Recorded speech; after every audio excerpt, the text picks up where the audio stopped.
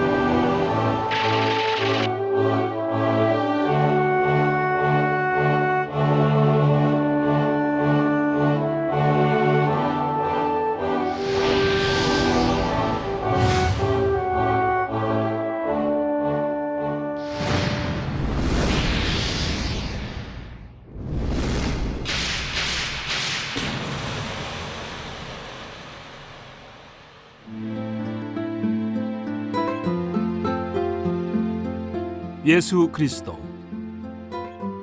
그리고 천국. 오늘날 모든 인류는 천국을 꿈꾸고 있습니다. 성경은 예수 그리스도와 천국을 이야기하고 있습니다. 천국의 역사는 에덴으로부터 시작합니다.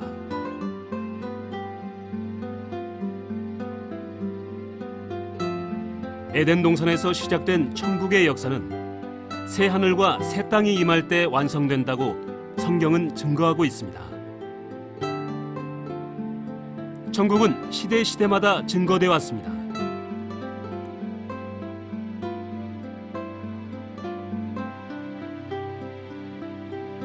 이 세상에는 천국의 역사가 계시된 현장들이 남아 있습니다. 우리는 그 현장들을 여행함으로써 이 세상에 계시된 천국의 역사가 사실이라는 것을 증거하려고 합니다.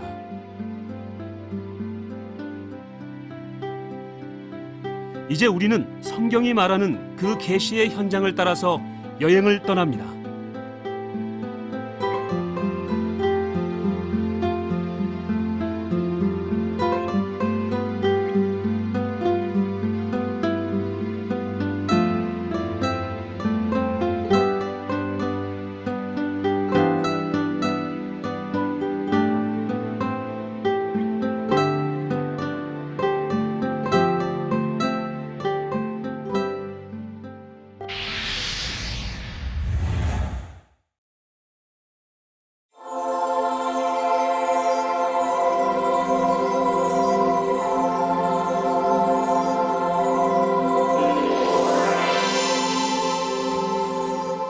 천국의 역사는 에덴으로부터 시작됩니다.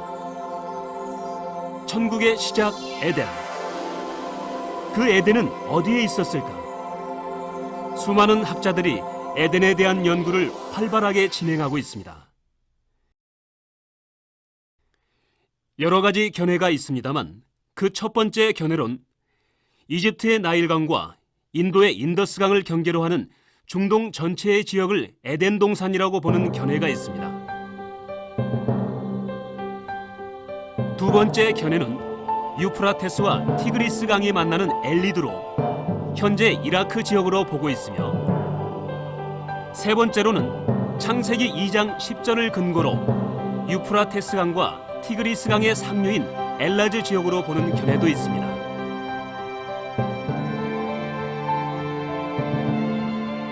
엘라즈는 터키 동북부에 있는 약 60만 명의 인구가 살고 있는 도시로서 포도 재배로 유명한 지역이기도 합니다.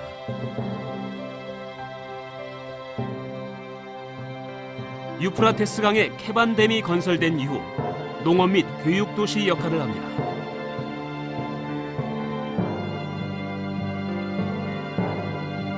엘라즈 주변으로는 하자르 호수와 반 호수가 위치합니다.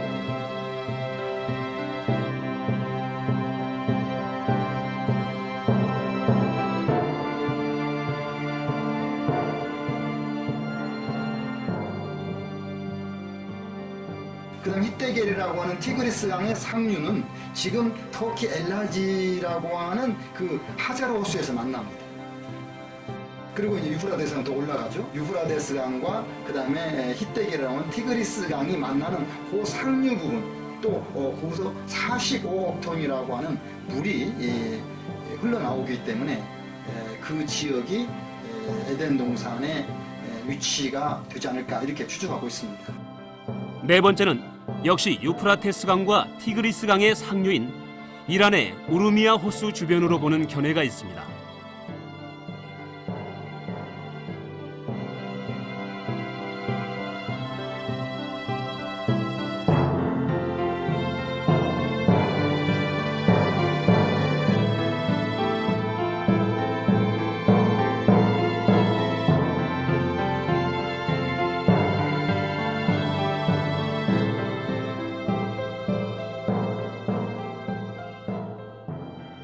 우르미아호는 이란 북서부 아제르바이잔 지역 중심부에 위치합니다.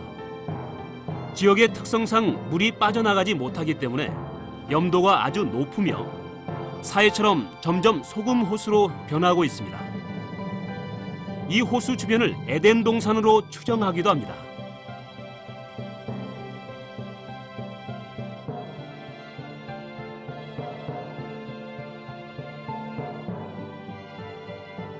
이렇듯 에덴에 대한 여러 가지 견해가 있지만 분명한 것은 에덴 동산이 이 지구상에 성경대로 존재했다는 것입니다. 그 확실한 증거로 남아있는 것이 바로 유프라테스 강입니다.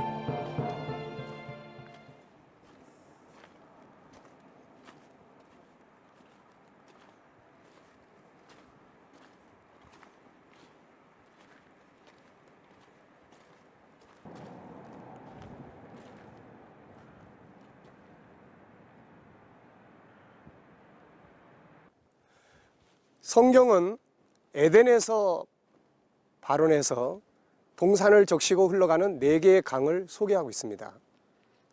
그 중에 하나가 바로 유프라테스 강입니다. 여기는 유프라테스 강의 최상류에 있는 케반댐입니다. 바로 여기서부터 유프라테스 강은 흘러서 터키 중심부를 거치고 시리아를 거치고 이라크를 거쳐서 그리고 페르시아만으로 흘러가게 됩니다. 이 케반댐 위에는 멀리는 반호수로부터 그리고 중간에 많은 지류에서 흘러들어오는 물들이 있습니다. 이 중에 일부 지류는 흘러들어서 티그리스 강을 이루게 되죠. 바로 그 티그리스 강과 유프라테스 강 사이를 우리는 메소포타미아라고 이야기를 합니다. 이 유프라테스는 오늘도 하나님께서 살아계시고 그리고 에덴 동산이 이 지구상에 실제로 존재했다고 하는 사실을 우리에게 분명하게 보여주는 확실한 증거가 되겠습니다. 유프라테스 강 상류 어딘가에 있었을 에덴 동산.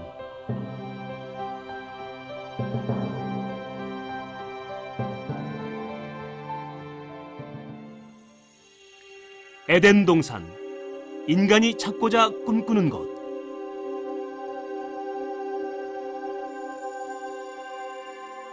성경을 열면 천지 창조와 함께 가장 먼저 나타나는 곳이 에덴 동산입니다. 에덴 동산. 이곳은 요한계시록 21장에서 완성될 새 하늘과 새 땅의 모형이자 천국 운동의 시작점이었습니다. 이곳에서 에덴을 흐르는 강물이 시작됐고 이 물은 흘러 커다란 호수를 이루고 있습니다. 이 호수에서 4개의 강이 흘러 모든 곳을 적셔 에덴 동산으로 하여금 아름다운 생명체들로 가득하게 했습니다. 아름다운 이곳에 하나님께서는 그의 형상대로 지으신 사람을 두어 다스리며 지키게 하셨습니다. 사람은 하나님의 형상대로 지음받아 하나님과 함께 영원히 살게 될 하나님의 자녀입니다. 인간은 진화론자들이 말하는 것처럼 동물이 진화된 것이 아니라 처음부터 하나님의 형상대로 지음받은 존귀한 존재입니다. 그러기에 인간은 죽어서 없어질 존재가 아니라 영원히 살게 될 영생의 존재인 것입니다. 하나님은 처음 사람 아담을 위해 돕는 배필을 만들어 주셨고 그들은 인류 최초의 조상이 됐습니다. 그곳에는 오직 기쁨과 즐거움, 감사와 찬송만이 충만했습니다. 천국을 향한 역사는 이렇게 시작됐습니다.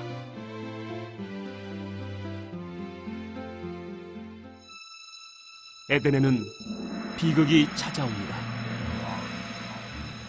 하나님과의 언약은 파괴됐으며 인간은 모든 것을 잃어버리고 새로운 고통과 슬픔의 역사가 시작됩니다. 끝없는 전쟁.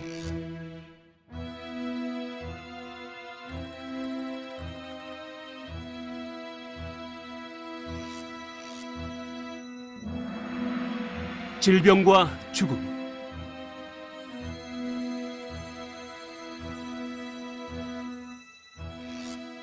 화산 폭발,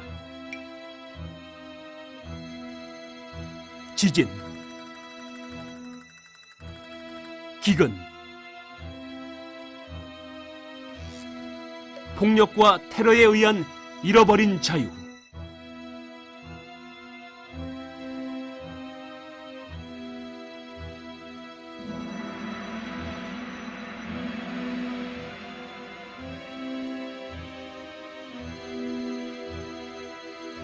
사람들의 끊임없는 방황이 시작됐고 그들의 눈에는 눈물이 그치지 않습니다.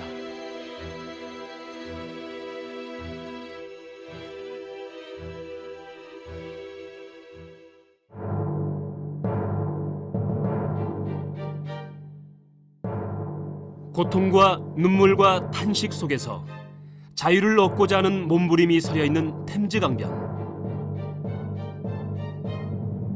강은 역사를 품고 준엄하게 흐릅니다.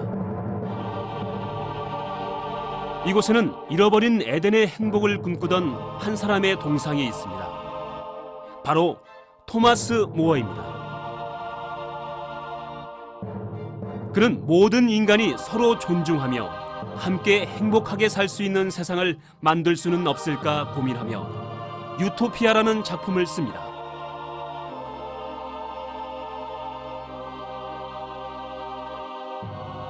이 속에는 에덴을 찾기 바라는 인간의 간절한 꿈이 담겨 있습니다. 인간은 이 꿈을 현실에서 이루기 위해 민주주의나 공산주의를 만들어내기도 합니다.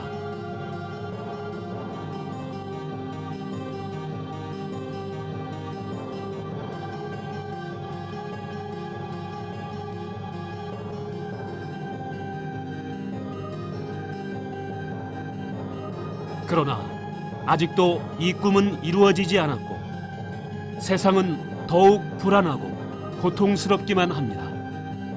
그렇다면 인간이 꿈꾸는 유토피아는 어디에서 찾을 수 있을까요?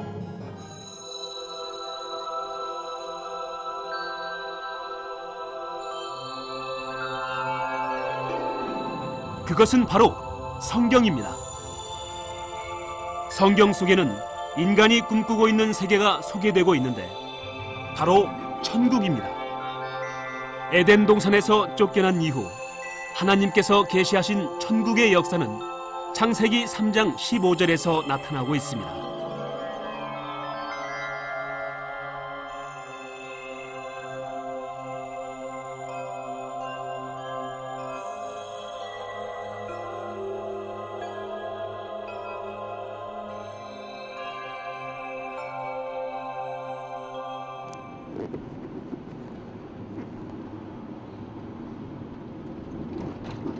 모스크바에는 제오르지오의 동상이 있습니다.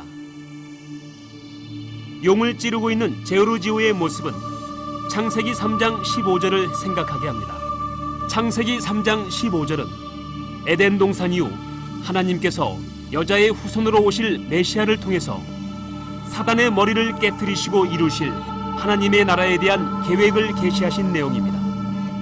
예수님은 이 약속대로 오셨고 십자가의 죽으심으로 뱀, 곧 사단의 머리를 깨뜨리셨습니다. 그리고 다시 오셔서 사단을 잡아 영원한 형벌에 넣으시고 우리를 그분의 나라로 옮기실 것입니다.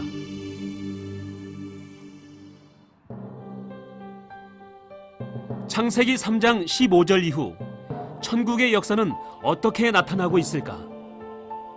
그 주인공을 만나기 위해서 창세기 11장에서 등장하는 하란으로 갑니다. 에덴에서 출발한 천국의 역사는 이제 아브라함을 통해서 세상에 계시되는데 이것이 창세기 12장부터 여호수아서까지의 역사입니다. 하란은 메소포타미아와 지중해를 잇는 예술과 기술의 중심지이며 종교적으로 중요한 위치에 있습니다. 아브라함이 약속의 땅 가나안으로 가던 중 잠시 머물렀던 곳이기도 합니다.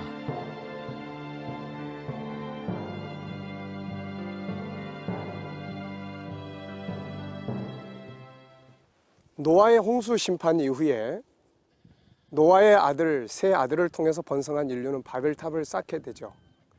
그러다가 하나님의 역사를 통해서 그들은 세계로 흩어지게 됩니다. 유럽, 아시아, 아프리카.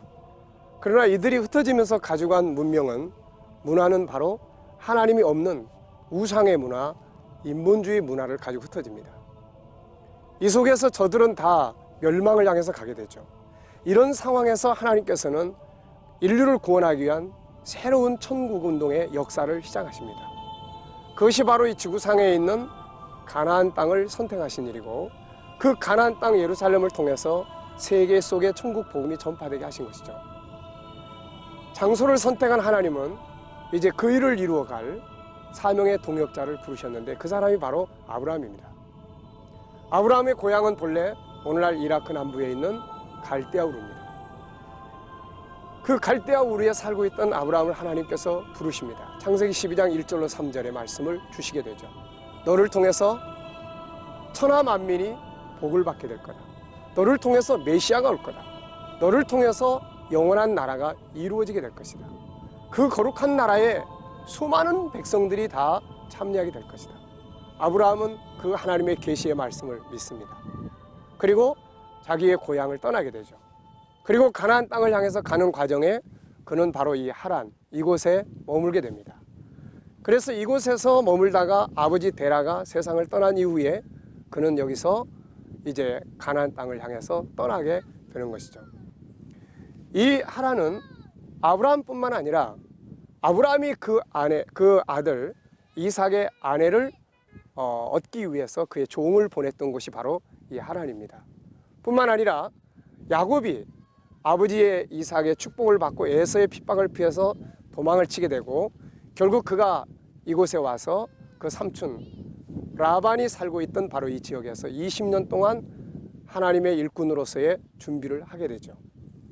이 하란은 우상이 참 많았던 곳입니다. 그 중에 대표적인 것이 바로 달신을 숭배했던 그러한 모습들입니다. 바로 저곳이 달신을 섬겼던 그런 신전의 흔적이 아직까지 남아있는데 바로 그런 우상들 속에서 아브라함은 하나님을 중심으로 한 신본주의의 새로운 역사를 시작하게 된 것이죠.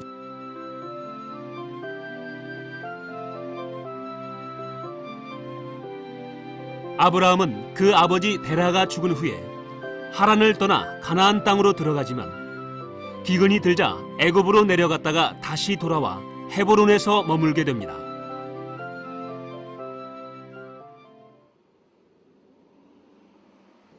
헤브론은 오늘날도 포도가 많이 생산되는 것입니다.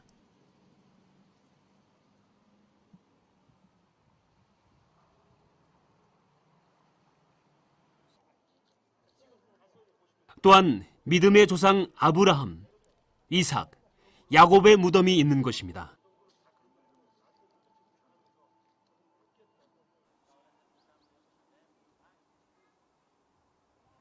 그러나 이곳의 중요성은 언약의 장소라는 데 있습니다. 이곳에서 창세기 3장 15절 이후에 계속된 천국의 계시가 아브라함에게 주어졌습니다.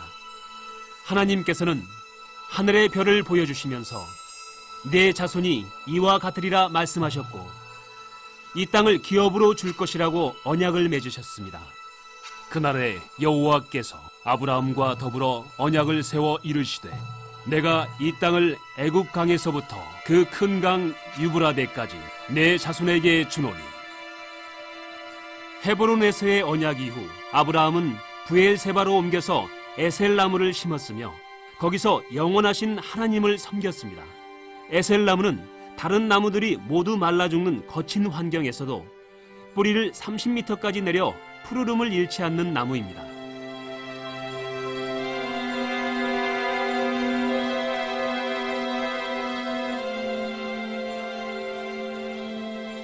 하나님과 아브라함과의 언약은 이삭에 이어 야곱에게로 계속 이어집니다. 이때부터 아브라함과 그 후손의 역사는 천국 언약이 그 중심이 됩니다.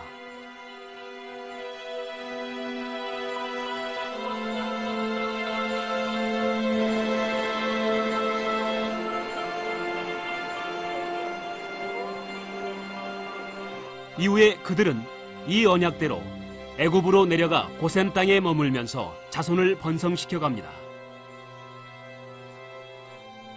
그들이 머물렀던 고센 땅은 풍요로운 땅이어서 지금도 많은 농산물들을 생산해내고 있습니다.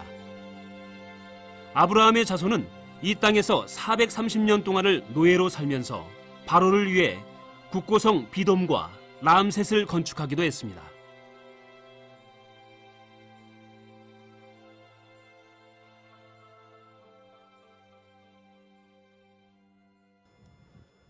언약이란 반드시 이루어집니다. 하나님께서는 시내 산에서 양을 치고 있던 모세를 찾아오셔서 그 일을 알려주셨습니다.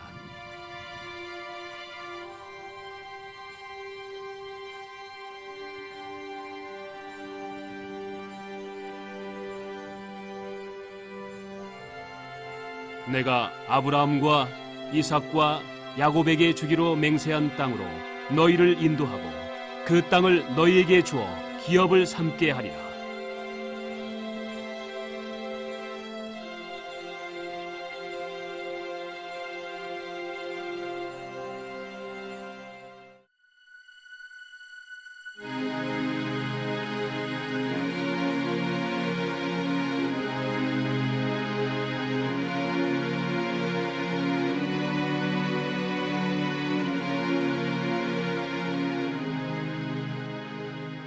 애굽으로 간 모세는 하나님의 언약을 이루기 위해서 이스라엘 백성을 이끌고 라암셋을 출발해 홍해 바다 앞에 이르게 됩니다.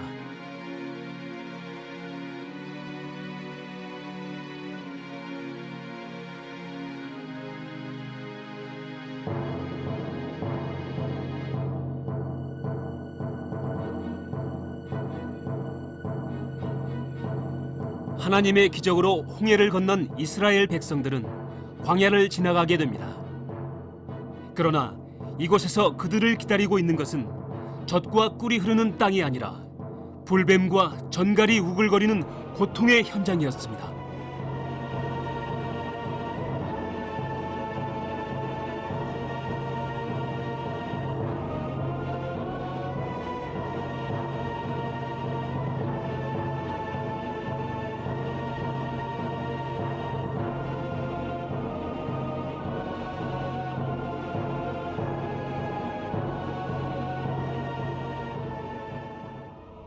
힘들고 어려운 땅이었지만 언약을 이루기 위한 하나님의 보호와 인도하심으로 시내산에 도착하게 됩니다.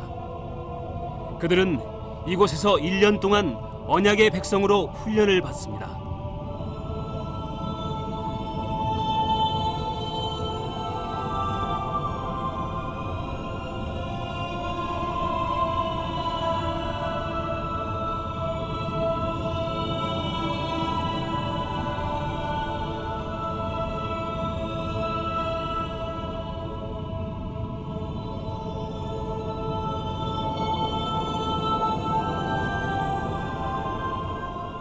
그리고 하나님과 만나게 될 성막을 건축하게 됩니다. 성막의 중요성은 이것이 하늘에 있는 예루살렘의 모형이라는 데 있습니다.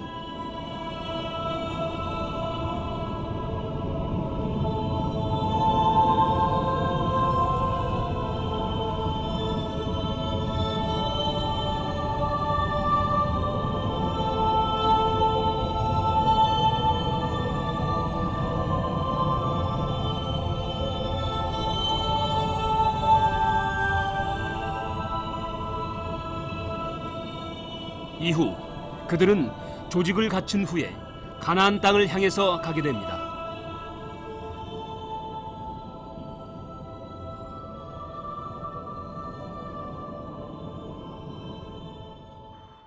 아브라함의 후손들은 이제 가나안 땅의 입구에 도착했지만 모세는 그 땅에 들어가지 못합니다.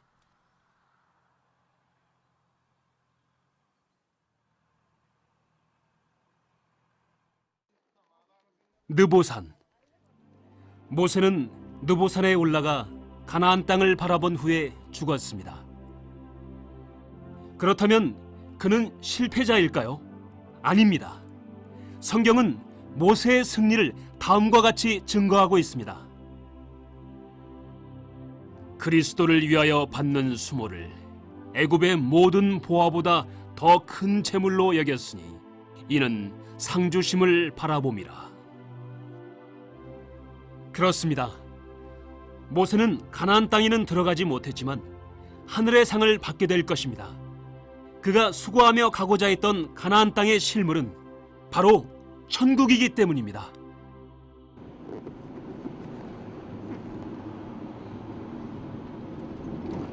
세겜은 예루살렘 북쪽 약 49km 지점에 위치해 있습니다. 이곳은 아브라함과 하나님이 맺으신 언약이 완성된 곳입니다. 여호수아는 모세가 죽은 후 요단을 건너 가나안 땅을 점령하게 됩니다. 그리고 그 땅을 기업으로 나누어 줌으로써 하나님의 언약을 완성시키게 됩니다. 여호수아서에서는 다음과 같이 선언하고 있습니다. 여호와께서 이스라엘의 조상들에게 맹세하사 주리라 하신 온 땅을 이와 같이 이스라엘에게 다 주셨으므로 그들이 그것을 차지하여 거기에 거주하였으니 여호와께서 이스라엘 족속에게 말씀하신 선한 말씀이 하나도 남음이 없이 다 응하였더라. 마침내 창세기 15장에서 아브라함과 맺은 언약이 드디어 완성된 것입니다. 이제 가나안 땅을 통해서 계시된 천국의 역사는 여기서 막을 내립니다. 여호수아는 이곳에 돌로 기둥을 세우고 백성에게 오직 하나님의 백성으로 살 것을 당부하고 세상을 떠납니다. 그러나 우리는 더 여행을 해야 합니다. 가나안 땅은 새 하늘과 새 땅의 모형이기 때문입니다.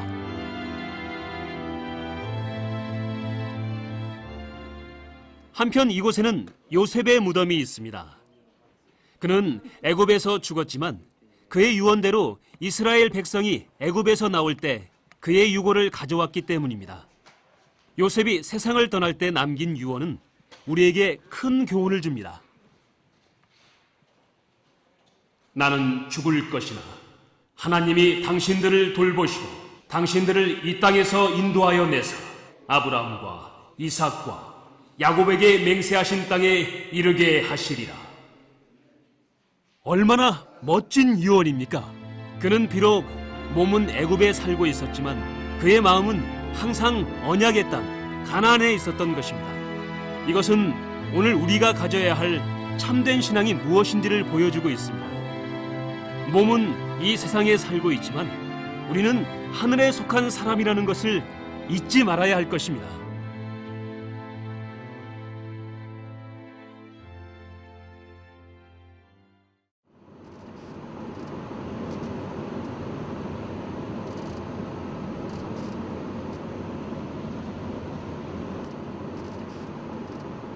아브라함 이후의 천국의 역사는 이제 어떤 모습으로 누구에게 계시되었을까?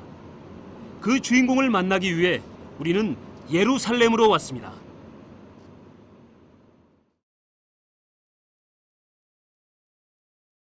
이곳은 현재 예루살렘 안에 있는 지난날 다윗이 세웠던 다윗성의 유적이 있는 곳입니다. 다윗은 이 성터 안에 새로운 장막을 세우고 법궤를 옮겨왔습니다.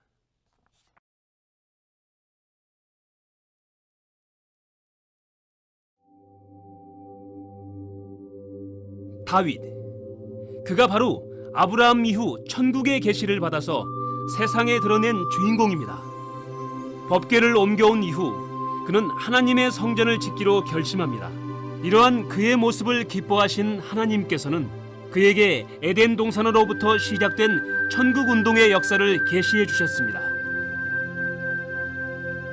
내 수완이 차서 내 조상들과 함께 누울 때에 내가 내 몸에서 날 내 씨를 내 뒤에 세워 그의 나라를 견고하게 하리라. 내 집과 내 나라가 내 앞에서 영원히 보존되고 내 왕위가 영원히 견고하리라 하셨다 하라. 아들, 영원한 나라. 이 아들은 결국 예수 그리스도이며 영원한 나라는 곧 천국을 말합니다. 이때부터 말라기까지의 역사는 이 언약이 중심이 돼 진행됩니다.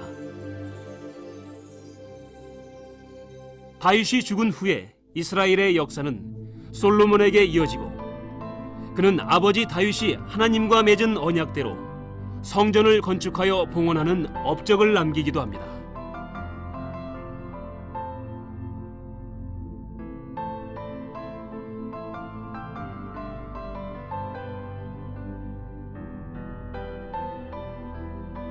그러나 그의 타락으로 나라는 둘로 나뉘어지고 결국 북이스라엘도 남유다도 멸망하고 맙니다.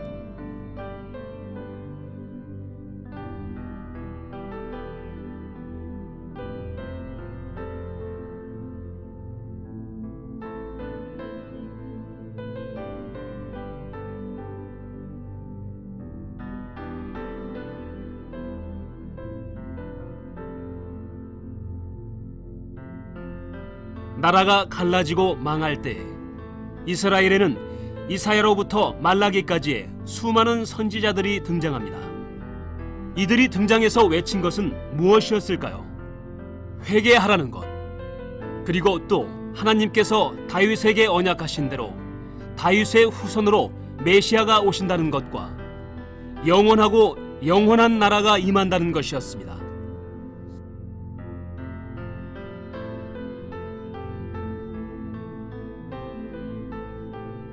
여기는 유프라테스 강입니다. 이 유프라테스 강줄기에서 바벨론으로 끌려간 유대인들이 흩어져 살고 있었습니다. 이곳에서 그들은 희망을 품고 노래했습니다. 선지자들이 외쳤던 메시아와 그 나라에 대한 예언을 믿었기 때문입니다. 당시 그들의 심정을 가장 잘 표현하고 있는 것이 시편 137편입니다. 우리가 바벨론의 여러 강변 거기에 앉아서 시온을 기억하며 울었도다. 그들은 선지자들의 예언을 기억하며 울었습니다. 다윗의 후손으로 오실 메시아, 그가 이루실 새로운 세계, 하나님의 나라, 영원하고 영원하고 영원한 나라, 시온을 바라보며 울며 노래했습니다. 샬롬 샬롬 예루살렘 샬롬 샬롬 예루살렘 샬롬 샬롬 예루살렘 샬롬 샬롬 예루살렘. 예루살렘 맞은편에 있는 감람산에는 선지자들의 무덤이라고 알려진 곳이 있습니다. 이곳에는 말라기 선지자가 묻혀 있다고 전해지기도 합니다. 말라기, 그는 구약의 마지막 선지자입니다. 그가 남긴 마지막 예언은 무엇일까요?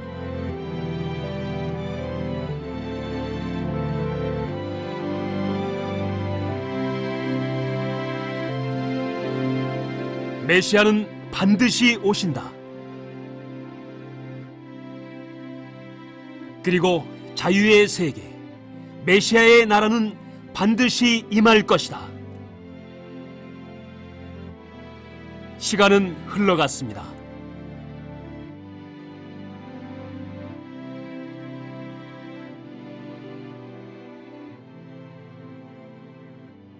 드디어 그분이 오셨습니다. 예수 그리스도의 탄생은 우연한 일이 아닙니다. 마리아를 찾아온 천사는 이렇게 말했습니다. 보라, 내가 잉태하여 아들을 낳으리니 그 이름을 예수라 하라. 그가 큰 자가 되고 지극히 높으신 이의 아들이라 일컬어질 것이요 주 하나님께서 그 조상 다윗의 왕위를 그에게 주시리니 영원히 야곱의 집을 왕으로 다스리실 것이며 그 나라가 무궁하리라. 참으로 놀라운 일입니다. 다윗과 맺으신 언약이 이루어진 것입니다. 그렇다면 그분이 세상에 오신 목적이 무엇이었을까요? 누가는 이렇게 증거하고 있습니다.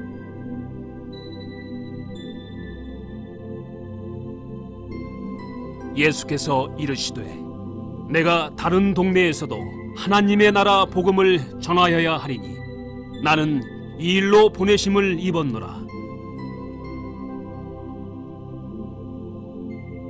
여기는 여리고입니다.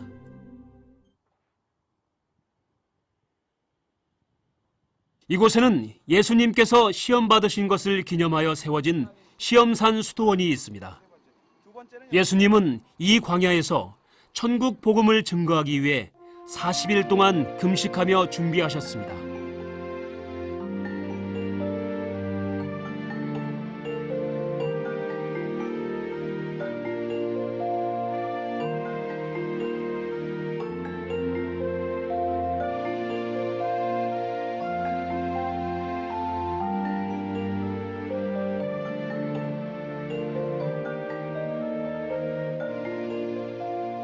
갈릴리 바다는 원래 호수입니다. 그러나 넓기 때문에 바다라고 부르기도 합니다.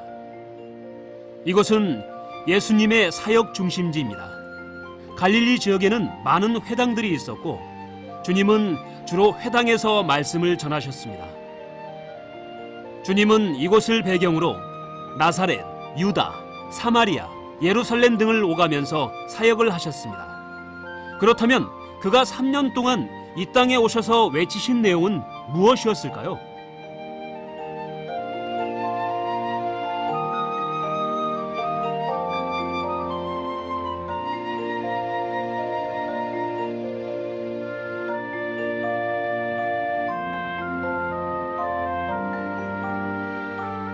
가버나움은 예수님 사역의 중심지 중 한 곳입니다. 이곳에는 고대 회당터가 남아 있으며 베드로 장로의 집터라고 하는 곳이 남아 있습니다. 이곳 가버나움을 중심으로 외치셨던 예수님의 복음에 대해 마태는 이렇게 기록하고 있습니다. 회개하라, 천국이 가까이 왔느니라. 천국, 이것이 예수께서 세상에 오셔서 드러내신 복음의 주제입니다.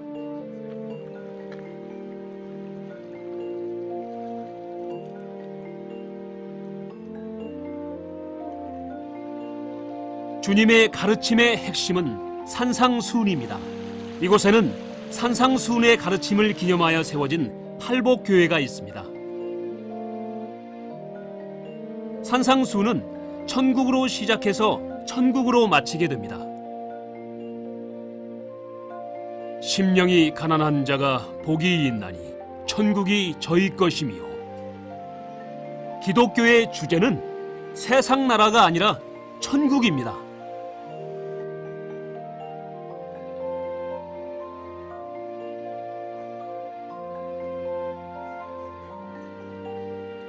예수님은 세상에 오셔서 많은 기적을 일으키셨는데 그 중에 하나가 오병이어의 기적입니다. 그러나 그 기적을 보고 따르던 무리들은 안타깝게도 모두 예수를 떠나버렸습니다. 왜 그랬을까요? 그분의 나라, 영생의 나라를 알지 못했기 때문입니다. 가이샤라 빌립보. 지금은 유적지로만 남아있지만 당시에 이곳에서는 중요한 사건이 있었습니다. 이르시되 너희는 나를 누구라 하느냐? 예수님은 제자들에게 자신이 누구인가를 물으셨고 베드로는 당당하게 주는 그리스도요 살아계신 하나님의 아들이라고 고백합니다. 이때 예수님은 그가 고백한 신앙 고백 위에 교회를 세우겠다 하시고 천국 열쇠를 주시겠다고 말씀하셨습니다.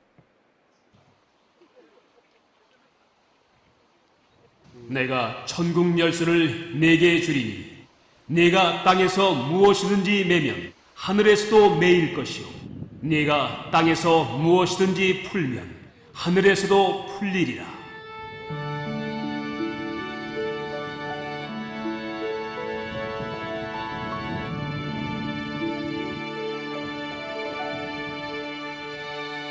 천국 열쇠. 천국을 열어 세상에 보여주고 증거할 사명을 맡기신 것입니다. 교회는 하늘을 열어 그분의 나라, 천국을 보여줘야 하는 곳입니다.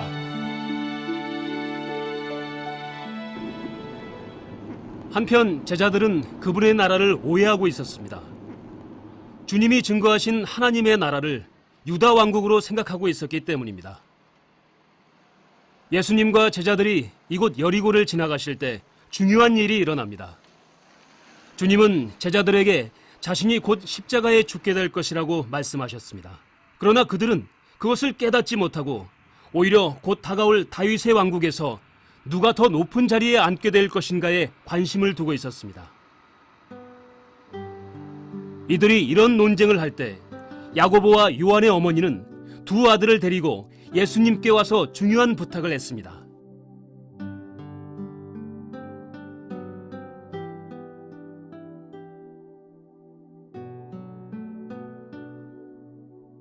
나의 이 두 아들을 주의 나라에서 하나는 주의 우편에 하나는 주의 좌편에 앉게 명하소서. 이때 제자들은 흥분합니다. 기가 막힌 일이 벌어지고 있었습니다.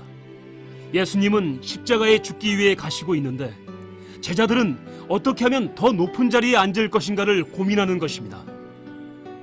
그들은 그분의 나라를 잘못 알고 있었습니다.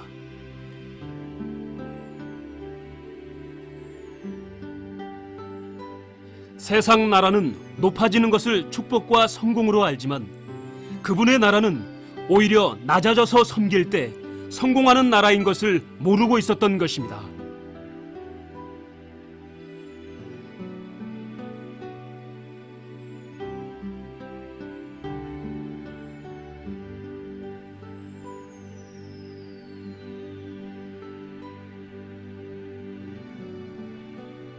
주님은 이 길을 따라 예루살렘으로 올라가셨습니다. 예루살렘. 이곳은 평화의 기초라는 뜻을 가진 장소이면서도 세계에서 가장 분쟁이 많은 곳이기도 합니다. 위에는 이슬람 사원이 건축되어 있고 지하에는 지난날의 성전터가 그대로 남아 있습니다. 이곳에는 통곡의 벽이 있습니다. 유대인들은 이 앞에서 기도하고 있습니다. 그들은 무엇을 위해 기도하고 있을까요? To bring Messiah and we want the temple built and we want everyone to have goodness, you know. For Messiah coming. Yeah, we pray for Messiah coming. You believe Messiah will come? Yeah, we believe. 그렇습니다. 그들은 언약의 표시를 이마에 두른 채 메시아가 오실 것을 위해서, 예루살렘의 건축과 평화를 위해서, 하나님의 강복을 위해서 지금도 기도하고 있습니다.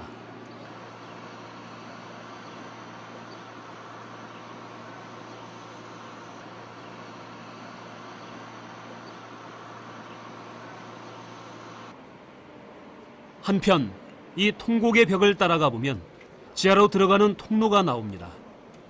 지하에는 지난날 성전의 터가 남아있고 지성소 방향으로 들어가던 벽이 남아있는데 이곳에서도 역시 그들은 기도하고 있습니다.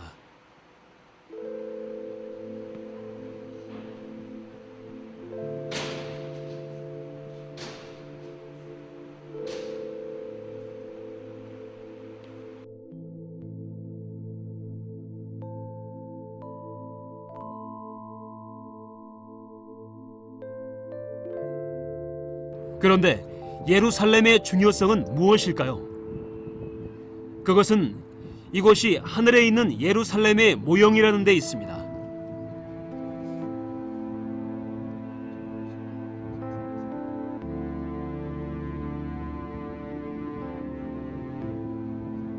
천국을 보고 왔던 바울은 하늘의 도성을 분명하게 증거하고 있습니다. 그렇습니다. 예루살렘의 중요성은 하늘의 예루살렘을 계시하는 데 있습니다. 이 땅의 예루살렘은 사라질지라도 하늘의 예루살렘은 영원히 존재할 것입니다.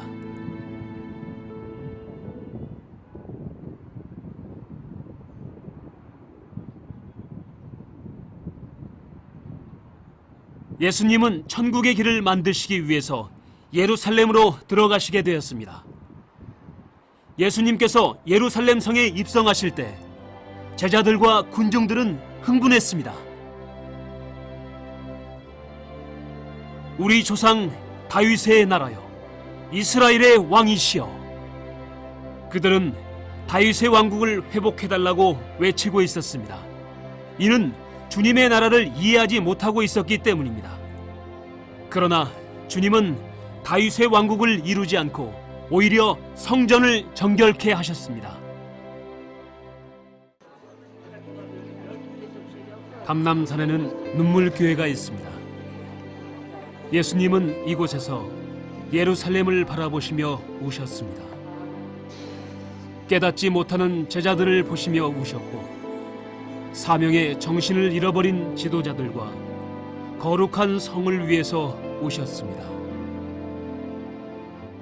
예수님은 자신의 사역을 이해하지 못하고 있는 제자들과 마지막 만찬을 나누신 후에 겟세마네 동산으로 올라가셔서 기도의 시간을 가지셨습니다. 아무도 지금 그가 가는 길을 알지 못했습니다. 다만 오늘까지 그 현장을 지키고 있는 감람나무만이 그날의 아픔과 눈물을 기억하고 있을 것입니다.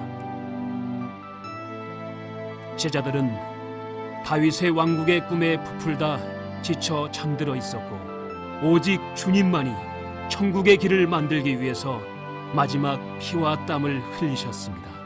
그분은 붙잡히셨고 의인이 죄인이 되어 주셨습니다. 잃어버린 에덴을 다시 찾아주시기 위해서 그분은 죄인이 되어 자기의 피와 살을 주신 것입니다.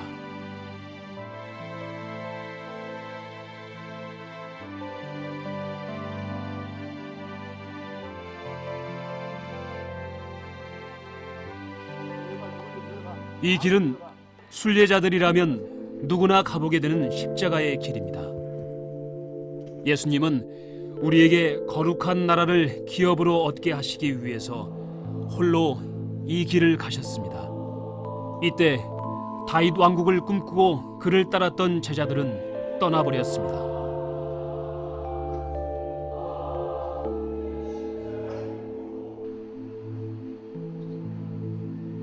이곳은 주님이 장사되었던 동굴이 있는 정원입니다. 그는 부활하셨습니다. 이제 되었습니다. 잃어버렸던 에덴으로, 거룩한 나라로 다시 갈 수 있게 됐습니다.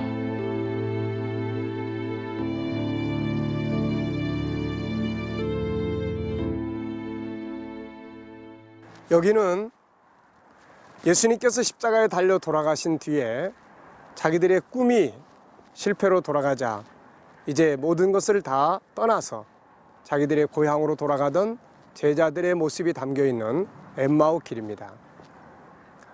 이 엠마오 길은 누가복음 24장에서 자세하게 다루고 있습니다. 당시에 예수님의 제자들과 유대인들은 구약의 선지자들의 예언을 기반으로 신앙생활을 하고 예수를 따라다녔습니다. 그들은 예수가 다윗의 후손이라는 것을 인정하면서도 예수님께서 전해주신 하늘의 나라보다는 다윗 왕국 건설에다가 목표를 두고 살았던 것이죠. 그러나 예수님은 다윗 왕국 건설을 위해 세상에 오신 것이 아니라 바로 그분의 나라를 증거하기 위해서 오셨던 것입니다. 예수님께서 십자가에 달려 돌아가시자 이러한 제자들의 꿈은 다 깨지고 맙니다. 결국은 주님을 따르던 제자들은 여러 가지 모습으로 흩어졌지만 그 중에 몇 사람은 엠마오 시골을 향해서 내려가게 되었던 것입니다. 부활하신 주님이 옆에 동행했지만 그들을 깨닫지 못하고 오히려 그들은 이 예수가 이스라엘을 구속할 자라고 기대했다는 자기들의 생각을 이야기하죠. 결국 이것은 그들의 꿈이 깨질 수밖에 없었던 중요한 이유이기도 합니다. 예수님께서 이 땅에 오신 것은 제자들의 꿈을 이루어주기 위한 것이 아니라 바로 하나님의 꿈을 이루기 위해서 오신 것이죠. 오늘 이 엠마오의 길이 이렇게 유적지로 남아 있습니다. 우리는 이 길을 보면서 지난날의 제자들이 꿈꿨던 것처럼 행여라도 우리의 신앙이 오직 우리 개인의 꿈, 세상 나라를 이루는 데 초점이 맞춰져 있다면 어느 시간엔가 우리의 꿈은 깨지고 말 것입니다. 제자들은 이후에 성령을 받은 다음에 비로소 예수 그리스도와 그분의 나라를 깨닫게 되죠. 오늘 우리는 우리가 가져야 될 진정한 신앙이 예수 그리스도가 우리의 구세주라면 당연히 세상 나라가 아닌 바로 그분의 나라에 대한 믿음을 가져야 할 것입니다. 이것이 바로 엠마오 길이 우리에게 보여주는 소중한 교훈이라고 할 수 있을 것입니다.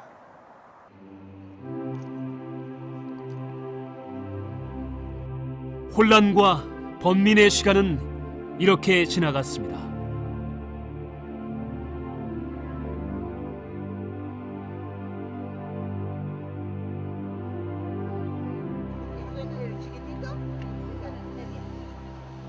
예수님 승천 후에 제자들은 갈등의 자리에 서 있었습니다. 예수님은 하늘로 올라가셨고 많은 사람들은 그 자리를 떠나버렸습니다. 무엇을 해야 하는가? 그들은 결국 주님의 말씀대로 순종하게 됩니다. 때로는 이해할 수 없으면 차라리 순종해보라. 그들은 마가의 다락방으로 자리를 옮깁니다. 예루살렘에는 마가의 다락방을 기념해서 만들어진 교회가 있습니다.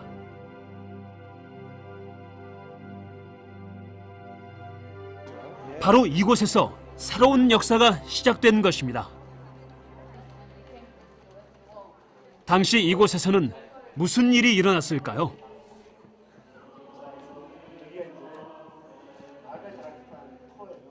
호련히 하늘로부터 급하고 강한 바람 같은 소리가 있어 저희 앉은 온 집에 가득하며 불의 혀같이 갈라지는 것이 저희에게 보여 각 사람 위에 임하여 있더니 저희가 다 성령의 충만함을 받고 충격이었습니다.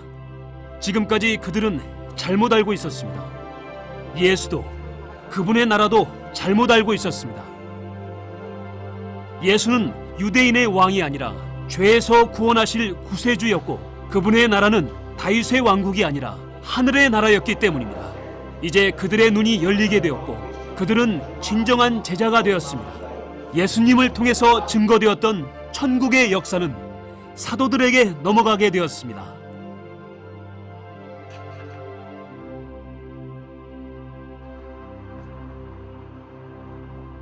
이곳은 성령의 역사가 있은 후 베드로가 머물던 욥바입니다. 욥바에는 그가 머물렀다고 전해지는 집터가 보존되어 있습니다.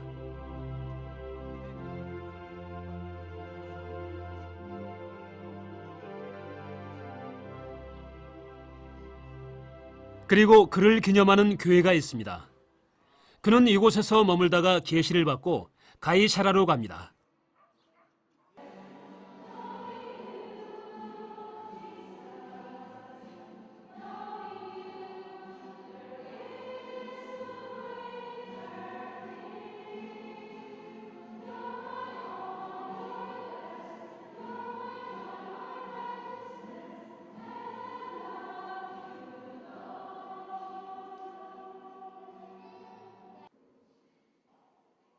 가이사라에는 당시 로마 군대의 백부장이었던 고넬료가 머물고 있었습니다.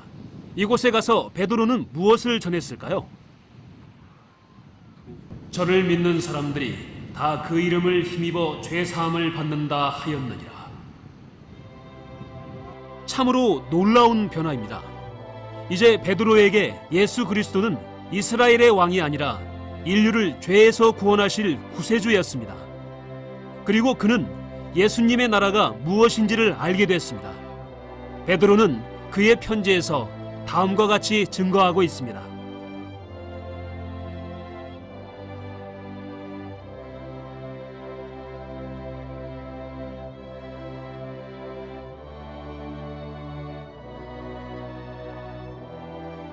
썩지 않고 더럽지 않고 쇠하지 아니하는 기업을 있게 하시나니 곧 너희를 위하여 하늘에 간직하신 것이라. 그는 이제 분명히 알았습니다. 그분의 나라는 세상 나라가 아니라 하늘의 나라였습니다. 예수 그리스도와 하나님의 나라를 바르게 알게 된 베드로는 십자가에 거꾸로 매달려 순교하게 됩니다. 하늘의 복음은 세상을 이기는 능력이 있는 것입니다.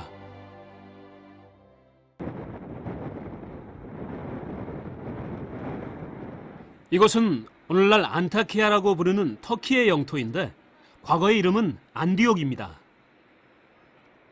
예루살렘에 있던 성도들이 세계 곳곳으로 흩어지면서 이곳 안디옥에도 복음을 전하게 되었고 후에는 사도 바울의 선교의 중심지가 되었습니다. 사도 바울은 바리새인으로서 율법에 뛰어난 학자요 선생이었습니다. 그는 예수를 유대교의 이단으로 보았고 따라서 예수를 믿는 자들을 모두 죽이는 일에 앞장을 섰던 사람이었습니다. 그런데 그에게 충격적인 사건이 발생합니다. 자기가 핍박하던 그분을 만났고 하늘의 나라를 본 것입니다. 특히 그는 천국을 세 번째 하늘에 있다고 증거합니다. 내가 그리스도 안에 있는 한 사람을 아노니 14년 전에 그가 셋째 하늘에 이끌려간 자다. 그가 낙원으로 이끌려가서 말할 수 없는 말을 들었으니 사람이 가히 이르지 못할 말이로다. 예수 그리스도의 나라 천국은 세 번째 하늘에 있습니다. 바울은 그곳이 낙원이었다고 말하고 있습니다. 천국은 결코 상상의 세계가 아니라 실존하는 세계입니다.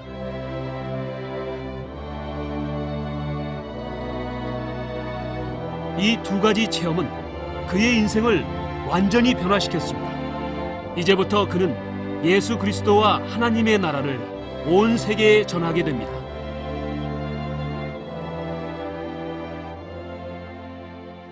바로 이곳 시리아 안디옥에서부터 그의 사역은 시작됩니다.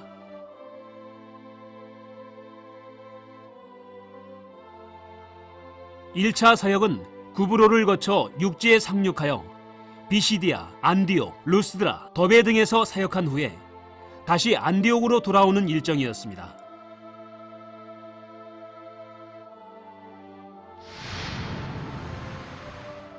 그의 2차 사역은 역시 안디옥에서 출발하여 소아시아를 거쳐 유럽에서 이루어졌습니다. 마게도냐의 빌립보, 데살로니가, 베레아, 아덴, 고린도 등이 선교의 중심 장소였습니다.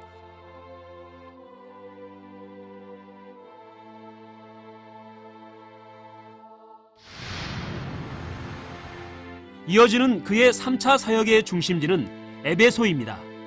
그는 이곳 에베소에서 3년 동안 사역을 하게 됩니다. 그런데 여기서 중요한 것은 그가 1차, 2차, 3차 선교를 다니면서 증거했던 복음의 내용이 무엇이었을까요? 이제 그가 전했던 복음의 내용이 무엇인지 알아보기 위해서 밀레도로 가봅니다.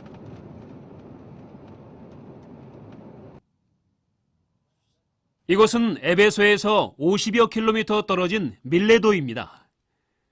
당시 바울은 3차 선교 여행을 마친 후에 급하게 에루살렘으로 가고 있었습니다. 이는 에루살렘에 갔다가 로마로 가기 위해서였습니다. 이때 그는 시간 관계로 에베소에 들르지 못하고 그 아래에 있는 밀레도에 들르게 됩니다. 이곳에서 에베소 지역의 장로들을 모두 초청하여 교회들을 당부하면서 자신의 사역을 정리합니다. 그가 여기서 고백한 복음의 주제는 무엇일까요? 보라, 내가 너희 중에 왕래하며 하나님 나라를 전파하였으나 지금은 너희가 다 내 얼굴을 보지 못할 줄 아노라. 하나님 나라, 이것이 사도 바울이 증거한 복음의 핵심 주제였습니다. 사람도 화려했던 건물도 모두 사라졌지만 바울이 기록하여 남겨준 성경은 오늘도 복음의 주제가 하나님의 나라임을 증거하고 있습니다.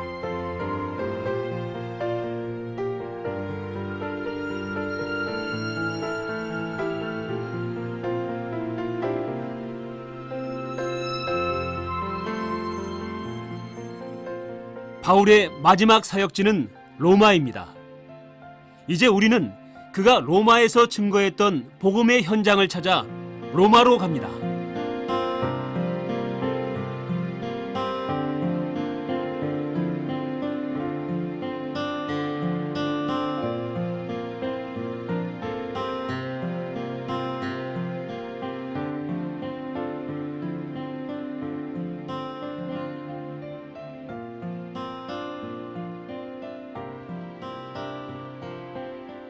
로마에는 고대의 도로였던 아피아 가도가 있습니다.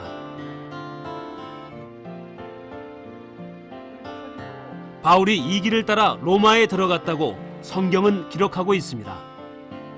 지난날 베베 집사 역시 로마서를 가지고 이 길을 따라 로마로 들어왔을 것입니다.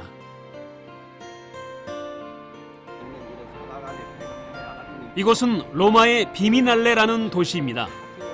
지금은 대도시가 들어서서 아무런 흔적도 찾아볼 수 없지만 이곳 어딘가에 바울이 2년 동안 가택연금을 당한 상태에서 복음을 전하던 장소가 있었다고 전해집니다.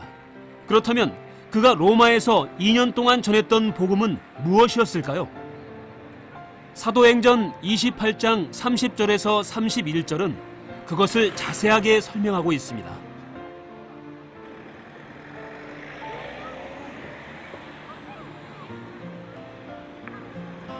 바울이 온 이태를 자기 셋집에 유하며 자기에게 오는 사람들을 다 영접하고 담대히 하나님 나라를 전파하며 주 예수 그리스도에 관한 것을 가르치되 그 많은 사람이 없었더라.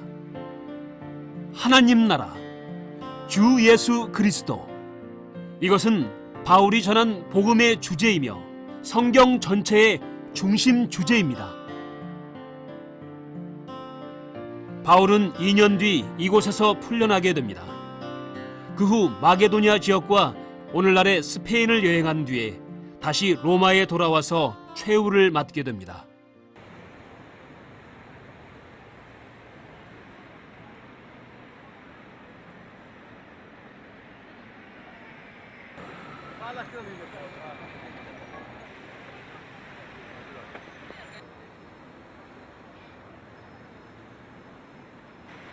이곳은 바울이 마지막 사역을 마친 후에 두 번째로 붙잡혀서 갇혀 있었던 감옥입니다.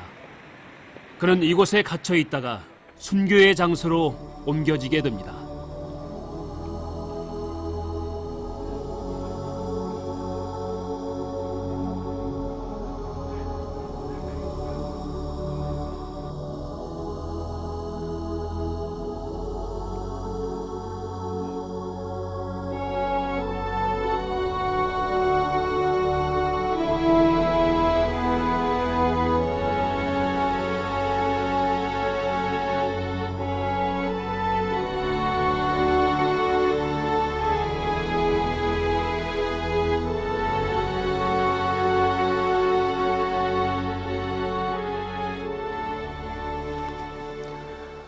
이곳은 사도 바울이 마지막 순교 직전에 갇혀 있었던 그런 감옥이 있는 교회입니다. 그는 이곳에서 사랑하는 제자 디모데에게 마지막 유서와 같은 그런 글을 남겼는데 그것이 바로 디모데 후서죠. 그는 그 속에서 자기의 달려갈 길을 마치고 이제는 자기의 그 일평생의 재물 위에다가 마지막 순교의 피를 뿌리겠다고 이야기를 합니다. 그리고 주께서 주실 의의 면류관을 생각하면서 그는 이곳에서 내려와서 이제 이 길을 따라서 순교의 제단이 있는 바로 그 현장으로 가서 참수를 당하게 됩니다. 내가 선한 싸움을 싸우고 나의 달려갈 길을 마치고 믿음을 지켰으니 이제 후로는 나를 위하여 의의 면류관이 예비되었으므로 주 곧 의로우신 재판장이 그날에 내게 주실 것이니 내게만 아니라 주의 나타나심을 사모하는 모든 자에게니라.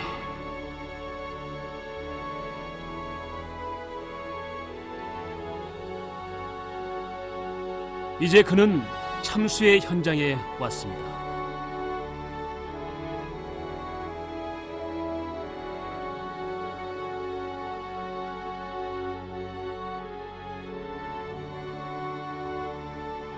그가 참수를 당할 때 그의 목이 3번 굴렀는데 그때마다 분수가 솟구쳤다 하여 이 교회를 새분수 교회라고 부릅니다. 그가 이 같은 두려운 상황에서 남긴 말이 무엇인가? 그것은 하늘에서 받게 될 의의 면류관에 대한 소망입니다. 이것이 기독교의 본질입니다.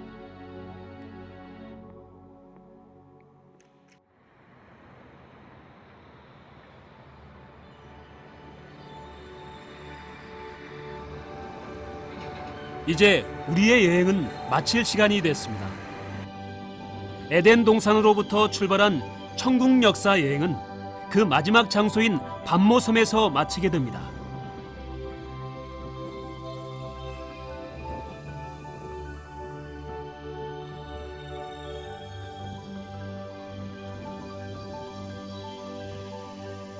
반모섬에는 지금 관광객들을 위해 큰 배들이 오고 가고 있지만 이곳은 가시와 엉겅퀴가 무성한 돌섬입니다.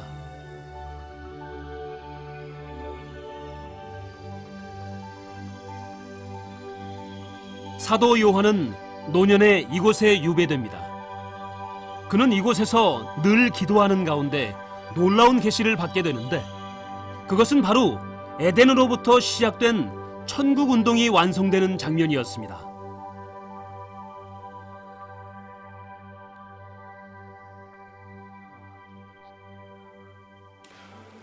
이곳은 사도 요한이 AD 95년경에 도미티안 황제의 기독교인들의 핍박 때에 88세 나이에 유배되어 왔던 반모섬 가운데 그가 늘 하나님 앞에 엎드려 기도하면서 주님을 사모하고 그 가운데서 성경 전체를 마무리 짓는 하나님의 주님의 놀라운 계시를 하나님 나라에 임하시는 계시를 기록한 바로 그 현장이 되겠습니다. 새하늘과 새 땅, 이제 그것은 에덴에서 떠난 인류가 꿈꿔왔고 하나님께서 말씀을 통해서 계시하셨던 바로 그 위대한 세계입니다. 우리는 요한계시록 21장, 22장 그 이상은 더 이상 갈 필요가 없습니다. 모든 에덴을 떠난 이후에 고통과 괴로움 속에서 그러한 고통과 괴로움이 없는 세계를 꿈꿔왔던 인류 역사는 이제 여기서 완전함을 이루게 되기 때문입니다. 요한은 새하늘과 새 땅을 보면서 그리고 이긴 자들이 그 나라를 기업을 얻는 장면을 보면서 마지막 기도가 주 예수여 어서 오시옵소라고 하는 그런 기도로 마지막 결론을 맺습니다.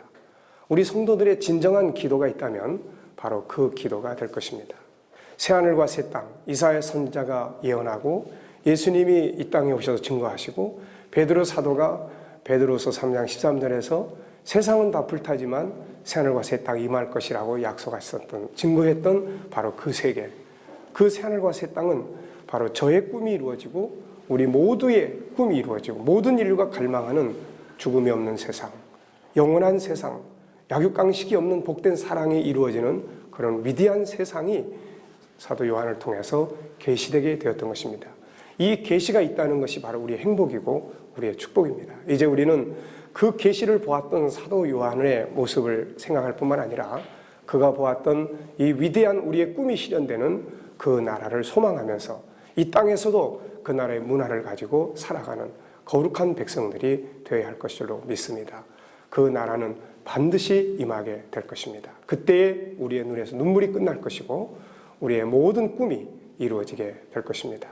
주 예수께서 속히 오시기를 진심으로 기다리고 기도하면서 그 나라를 기다리는 소망을 우리가 가져야 될 것입니다.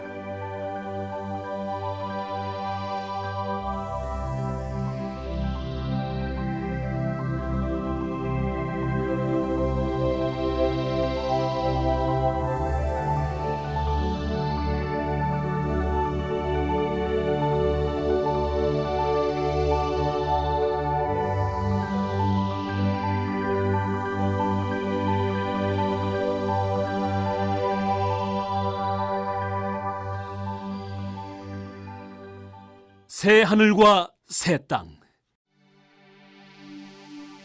에덴에서 쫓겨난 인간들이 그토록 찾고 찾았던 낙원. 이사야 선지자가 예언했던 그 세계. 예수님이 증거하시고 사도들이 증거했던 그 나라. 다시는 병들지 않고 죽음이 없는 세계. 다시는 억울함과 약한 자들의 한맺힌 눈물이 없는 세계. 모든 이들이 사랑의 질서 속에서 함께 살아가는 복된 세상. 생명나무들이 열매 맺고 생명수강이 흐르고 영원한 기업이 있는 곳. 나의 꿈, 당신의 꿈, 인류의 꿈이 이루어지는 그 나라. 성도들의 눈물과 수고가 영광과 상급으로 열매 맺는 그 나라.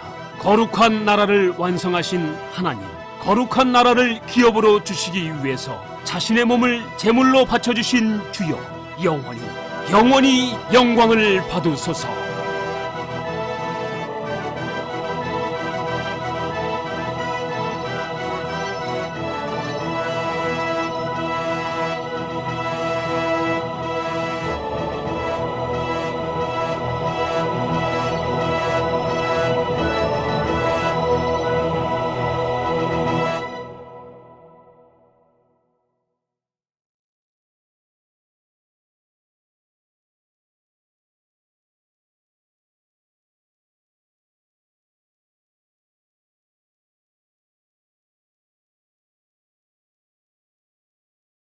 I came to Israel for many reasons. All of the reasons that a Jew could be here, I'm here. I'm here because there's a commandment to live here. I'm here because I feel a connection to the land, because God gave it to Abraham, the first Jew. And I think it has to do with God's faithfulness to his promises and to his covenants that he has made with the people of Israel. And then further on, of course, that same promise, it's given something similar to Abraham, when God calls him in Genesis 12 to leave his homeland and to go to the land that God would show him. And God confirms that same promise again to Isaac and Jacob, Abraham's son and grandson. ודאי, בלי ספק. את הארץ הזאת, כתוב מפורש, יש מפורש כתוב בבראשית, שהקדוש ברוך הוא הבטיח לאברהם אבינו, לזרעך אתן את הארץ הזאת. אחר כך גם ליצחק גם כן, בפרשה הזאת שעכשיו קראנו, גם כן הבטיח לו הקדוש ברוך הוא. וגם לאחר כך ליעקב, גם כן 3 פעמים הבטיח הקדוש ברוך הוא את הארץ, כל הארץ הזאת, לאברהם, יצחק ויעקב. 3 פעמים.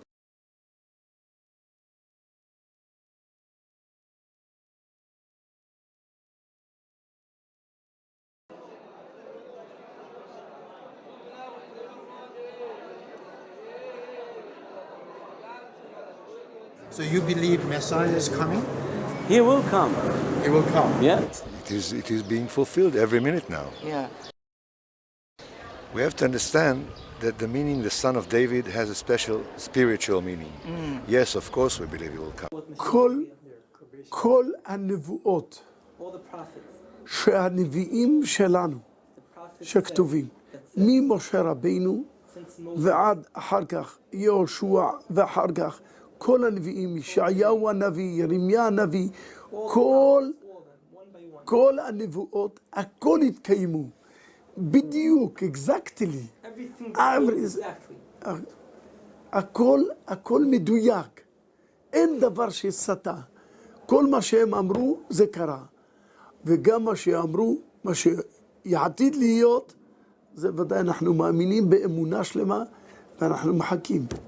וזה יהיה טוב לא רק בשביל עם ישראל, אלא בשביל כל העולם כולו. זה יהיה טוב. הישועה שהקדוש ברוך הוא יביא את המשיח, יביא את הגואל, יביא את הישועה. ישראל ישקול לבטח, והגויים גם יקבלו שהכל אמת.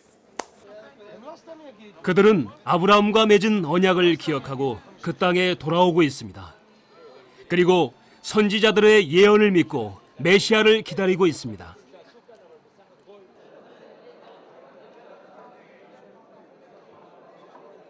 우리에게는 실물에 대한 언약이 있습니다. 그것은 예수 그리스도의 재림과 새 하늘과 새 땅에 대한 약속입니다. 이 시대의 성도들이 가져야 할 믿음이 무엇입니까?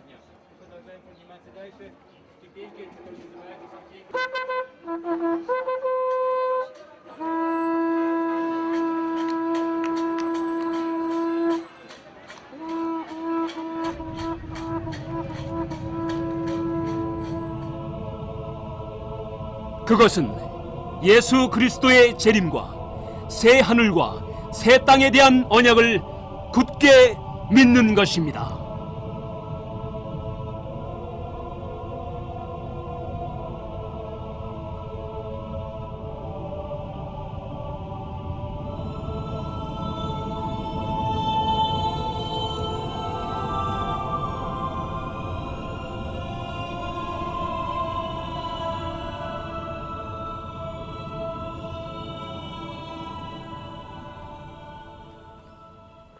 우리는 지금까지 창세기에서 시작해서 요한계시록에 와서 완성되는 천국의 역사를 여행해 왔습니다.